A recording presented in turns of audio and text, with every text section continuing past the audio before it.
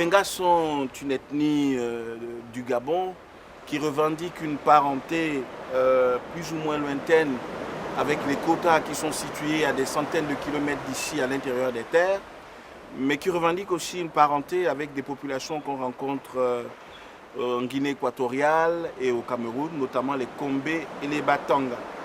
L'intérêt de travailler sur les Bengas réside essentiellement dans le fait qu'on est en présence d'une population dont la tradition maritime est avérée et importante, ce qui est relativement rare au sein des 600 langues et cultures bantoues que les spécialistes recensent.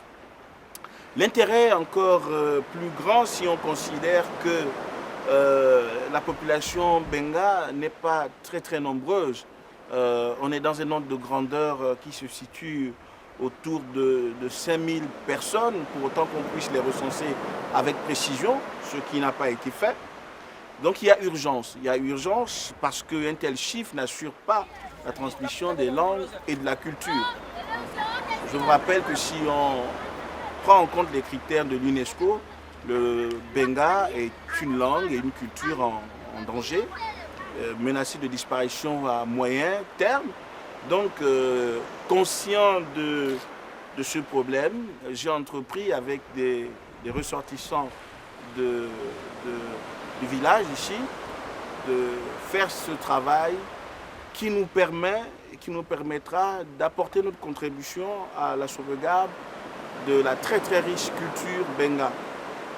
Nous allons essayer de recueillir des éléments de la tradition orale benga, des éléments de l'histoire benga, des éléments de la vie quotidienne benga.